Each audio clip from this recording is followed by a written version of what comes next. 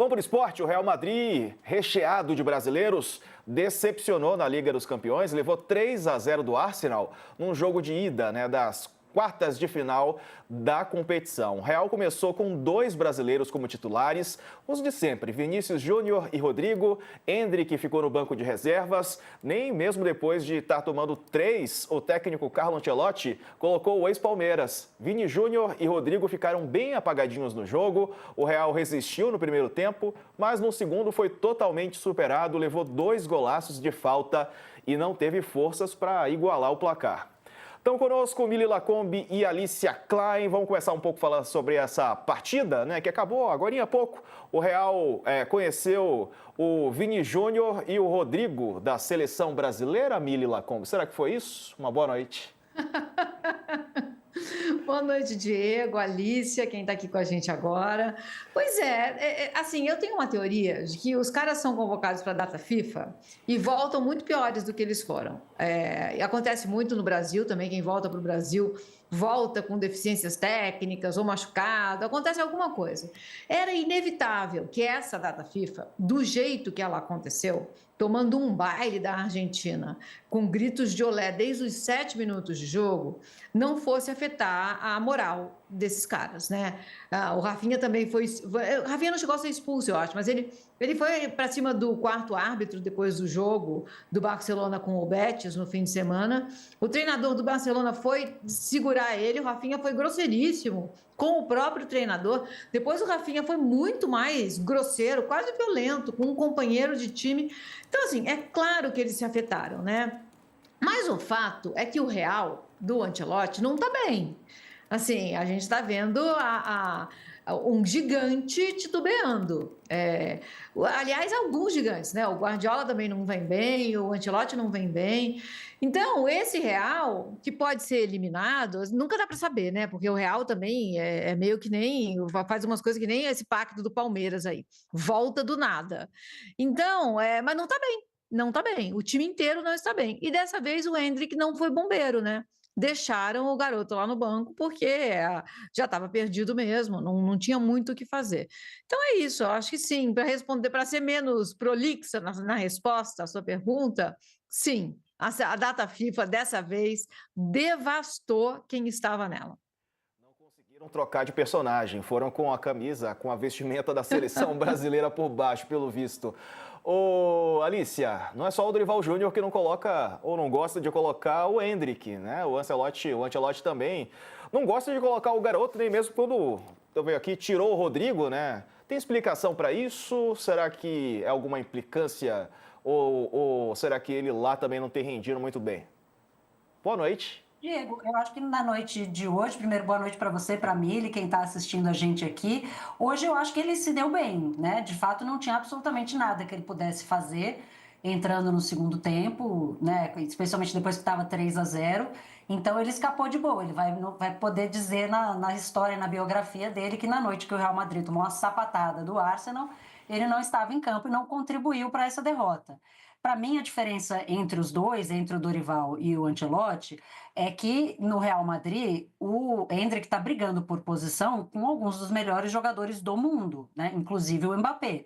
Na seleção brasileira não é o caso. Na seleção brasileira ele tem tido, deveria ter tido espaço quando o Pedro machucou, quando o Igor Jesus também já não estava nessa grande fase, o Luiz Henrique, assim, todo mundo foi passando na frente do Endrick no momento em que as opções ideais do Dorival não estavam à disposição. No Real Madrid é diferente, E ele tem tido algumas oportunidades, embora sempre com pouca minutagem. Mas hoje eu acho que ele escapou de boa. É preciso a gente também valorizar o Arsenal, O melhor jogador em campo dos dois times talvez tenha sido o Courtois, goleiro do Real Madrid. Foi 3, mas podia ter sido mais. 2 golaços de falta e o terceiro gol é aquele de um time que você botou na roda.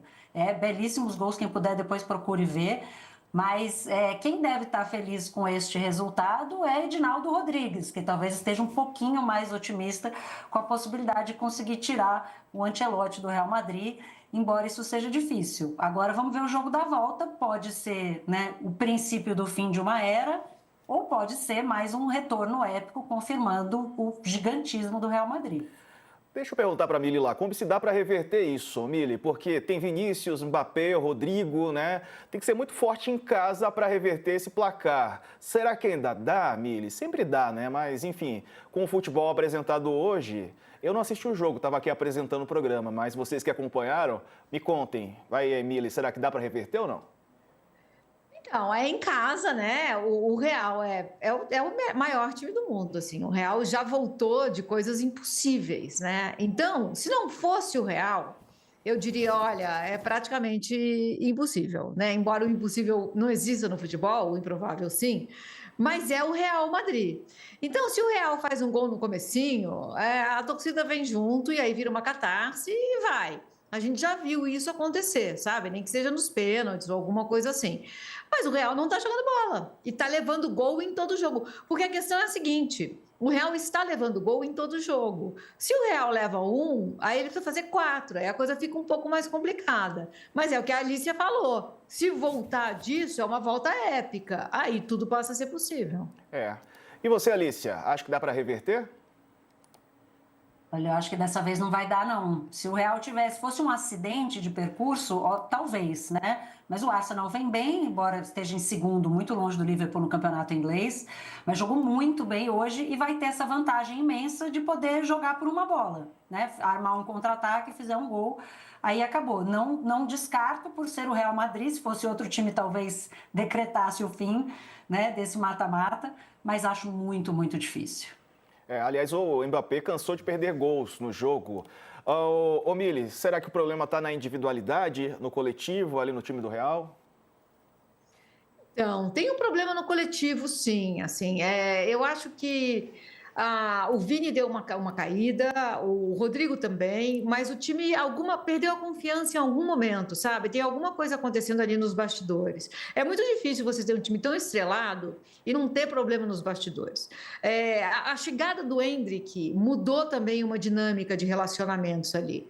O Endrick, ele é muito confiante, né? Ele entrou já fazendo gol, já não passando a bola e preferindo chutar para o gol. Isso causou uma estranheza.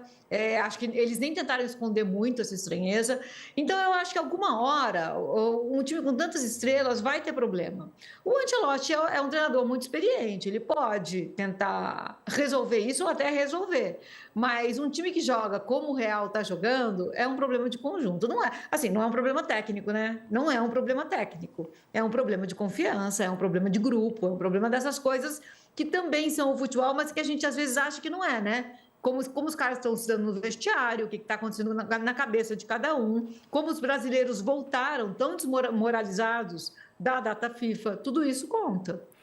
Vamos combinar que o problema não é a preocupação com pagar as contas, né? Porque dinheiro não falta no bolso desses jogadores. Na outra partida de hoje, Inter de Milão venceu o Bayern de Munique na Alemanha 2-1. Amanhã tem Barcelona e Borussia Dortmund na Espanha e PSG contra o Aston Villa na França. Jogos bons, hein, Alicia? Jogos bons, jogos bons. O jogo de hoje também, esse do Bayern, bom, resultado péssimo, né? Perder em casa na Champions League é sempre, em qualquer mata-mata, mas é sempre um péssimo resultado. E amanhã também com alguns favoritos, né? O Aston Villa, um azarão nessa Champions, mas esse novo formato permitiu que alguns times chegassem a essa fase final e grandes ficassem pelo caminho, né? O Manchester City se classificou na Bacia das Almas só para ser eliminado com pompa e circunstância pelo Real Madrid. Então, bons jogos, vale muito a pena acompanhar, e semana que vem mais ainda, né? Especialmente esse jogo da volta da partida de hoje, depois dessa goleada do Arsenal, porque, gente, 3-0 é goleada. Aí eu quero saber o que a minha amiga Mili pensa sobre isso, se a gente concorda ou se a gente vai discordar mais uma vez, porque eu sou do time 3-0 goleada. Briga, mentira. Briga, não, total briga, gente. Isso. Não, treta, discordamos. 3-0 não é goleada. Não é? Não. Nem se jogar assim, nem se jogar muito bem, num quadro ali, não. Não, é um 3-0 robusto, é um 3-0 com baile, mas 3-0 não é goleada. É incrível como a Alice hoje a gente discorda quando o assunto eu gosto campo. desse momento debate aqui, me lembra um passado um pouco distante da minha vida profissional, que eu já fiz uns debates assim, entre duas pessoas que discordam. Aliás, deixa eu perguntar para você que nos acompanha aí na live, tanto no UOL como no UOL Esporte, no YouTube, tá? Tem um pessoal que está nos assistindo na TV, muita gente no YouTube. Fala o que vocês acham. Se 3-0 é o